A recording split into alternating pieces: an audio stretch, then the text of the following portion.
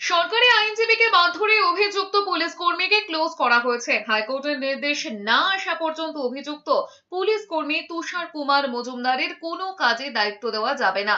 পাশাপাশি বিচারপতি তীর্থঙ্কর Ghosh ঘটনাস্থলের CCTV footage সংরক্ষণের নির্দেশ দিয়েছেন। যখন সরকারি আইনজীবী মনোজেন্দ্র নারায়ণ বিভিন্ন মামলায় কার্যত রাজ্য তথা পুলিশের হয়ে সওয়াল করেন, সেই আইনজীবী পুলিশের হাতে আক্রান্ত হওয়ায় ক্ষোভে ফেটে পড়েছে বার অ্যাসোসিয়েশন। প্রতিবাদে শুক্রবার হাইকোর্টে কর্মবিরতির ডাক দিয়েছে। দোষী পুলিশ কর্মী যতক্ষণ না পর্যন্ত শাস্তি পাচ্ছে ততক্ষণ আন্দোলন চালিয়ে যাওয়ার হুঁশিয়ারিও দিয়েছে। বুধবার রাতে পুলিশের মারে সরকারি আইনজীবী কোমর ভাঙার অভিযোগ ওঠে। কলকাতা হাইকোর্টের অবসরপ্রাপ্ত বিচারপতি রণনেন্দ্র নারায়ণ রায়ের আইনজীবী ছেলেকে রাস্তায় ফেলে মারধরের অভিযোগ উঠেছে মদ্যপ দুই পুলিশ কর্মীর বিরুদ্ধে।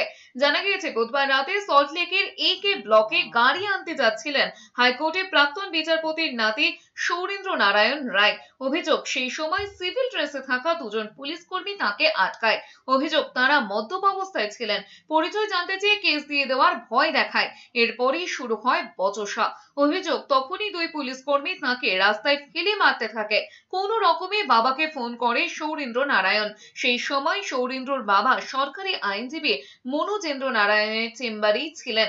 ছেলেকে বাঁচাতে এলে তাকেও মারধর করে ধাক্কা দিয়ে ফেলে দেওয়া হয়। অভিযোগ, এতে পেলভিসের বাঁ দিকের হাড় ভেঙে গিয়েছে তার। গুরুতর জখম অবস্থায় মণিপাল হাসপাতালে ভর্তি করা হয়েছে মনোজেন্দ্র নারায়ণকে। বিধাননগর পূর্ব থানায় অভিযোগ দায়ের হয়েছে।